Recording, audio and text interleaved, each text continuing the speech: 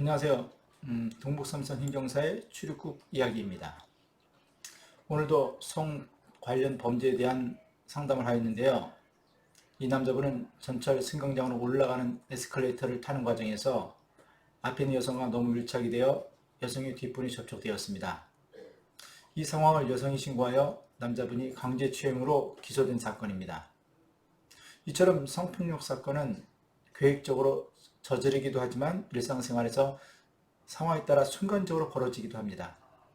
오늘은 성매매 알선, 성추행, 강제추행, 강간을 했을 경우 그 처벌과 벌금을 알아보고 외국인의 경우 출국을 당하는지 아니면 계속적인 체류를 할 수 있는지 말씀드리겠습니다.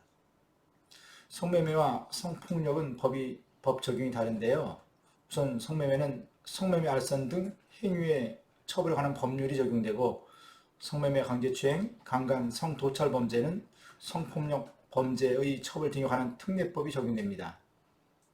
성 관련 범죄는 나이라면 상황과 대상에 따라 많아서 오늘은 일상생활에서 자주 나타나는 대표적인 상황 두 가지를 말씀드리겠습니다. 먼저 성매매라고 표현하는 표현은 정확히 말하면 성매매 알선이라고 말할 수 있습니다. 먼저 이러한 성 관련 범죄를 저질렀을 때 제일 알고 싶은 부분이 처벌인데요. 더 나아가 외국인 신분으로 체류하시는 분들은 출국 명령 또는 강제 퇴거를 받는지가 매우 중요한 관심사입니다. 성매매와 성폭력 처벌 기준을 말씀드리면 첫 번째로 성매매 알선 등의 행위를 한 사람은 3년 이하의 징역 또는 3천만 원 이하의 벌금에 처해집니다. 이러한 처벌은 남성 또는 여성 한쪽에만 적용된다고 생각하시나요? 처벌은 한쪽만 적용되는 것이 아니라 남녀 모두 처벌을 받게 됩니다. 자, 둘째로 성폭력에 의한 범죄입니다. 성폭력은 상황에 따라 대상에 따라 구분되어지고 처벌도 다릅니다.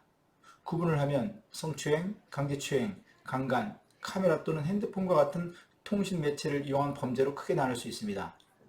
오늘은 성폭력 중에서 흔히 발생하는 두 가지를 말씀드리겠습니다. 첫 번째로는 공공장소에서 강제추행은 쉽게 볼 수 있는데요. 처벌은 1년 이하의 징역 또는 300만 원 이하의 벌금에 처하고 있습니다. 일반적으로 지하철, 버스 등 공공장소에서 상대방의 동의 없이 특정 신체의 부위를 접촉하는 경우입니다. 그리고 핸드폰 등 카메라로 성적인 부분을 촬영 또는 유포, 판매하는 행위는 5년 이하의 징역 또는 3천만 원 이하의 벌금에 처해집니다. 이해하기 쉽게 사례를 말씀드리면 지난번 영상인 업무방해에 말씀드렸던 사건입니다. 술집에서 여 종업원의 가슴을 만지면서 시비가 붙었던 사건입니다. 이분은 위에 처벌 기준을 참고하여 업무방해와 병합하여 업무방해 및 강제추행죄로 벌금 300만 원을 처해졌습니다. 외국인의 경우 성폭력으로 법 적용이 되면 다른 범죄보다 한국에서 체류하기가 너무 어렵습니다. 이러한 성폭력은 출국사무소에서 사법심사 시 중대사범으로 분류하여 벌금보다 낮은 기소유예를 받아도 출국 명령을 하며 입국 규제를 겁니다. 얼마 전까지만 해도 성폭력으로 기소유예만 받아도 입국 규제 연구를 걸었습니다.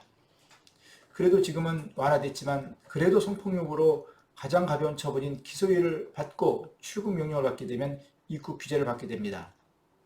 위 사례인 술집에서 영어 조원에게 강제추행을 한 것으로 벌금 300만 원으로 출국 당하게 되면 수년 동안 입국 금지를 받게 되어 외국인에게는 매우 힘든 상황이 벌어집니다. 벌금 300만 원을 받은 이분은 저희 사무소에 사법심사를 의뢰하여 이분이 체류 상황 등 여러 가지 서류를 준비하여 출국사무소에서 며칠 동안 사법심사를 받고 정말 어렵게 체류했습니다. 두 번째 사례는 성매매 알선입니다. F4 비자 자격으로 체류하시는 중국 동포 여성분이 성매매로 적발되었습니다. 요즘은 경찰이 손님으로 가장하여 적발하기 때문에 성매매는 쉽게 걸리게 됩니다. 여성이 핸드폰 어플을 이용하여 광고하기도 하고 문자 메시지로 광고를 하기에 경찰에게 쉽게 적발되기도 합니다. 여기서 경찰이 손님으로 가장하는 것이 함정수사가 아니냐 문제인데요. 함정수사의 기준은 경찰이 사건을 유도했느냐 아니면 경찰이 아닌 일반 사람으로도 범죄가 성립되느냐입니다. 결론은 경찰이 아니어도 누구든 성립되는 범죄에게 함정수사를 보지 않습니다.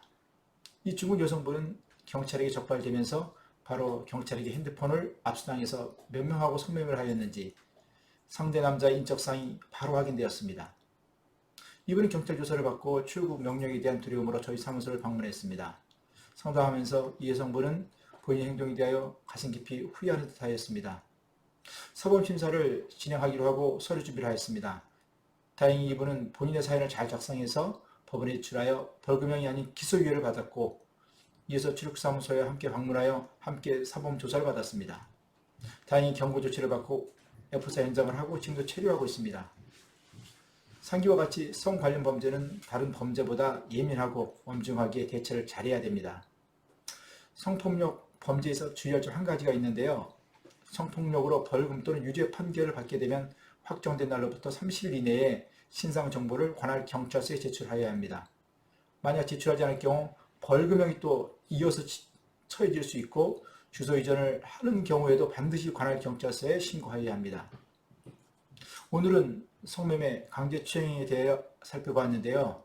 만약 실수로 성매매, 성폭력 관련 범죄를 저질렀거나 다른 범죄로 벌금, 집행유예를 받게 되면 연락을 주십시오. 오랜 출구 사범 경험으로 최선을 다해 도움을 드리도록 하겠습니다. 다음 시간 영상은 노래방 도우미 무자격사인 의료법 위반에 대하여 말씀드리겠습니다. 계속적으로 영상을 보고 싶으시면 구독, 좋아요 눌러주시기 바랍니다. 이상은 동국삼성 행정사의 출입국 이야기였습니다.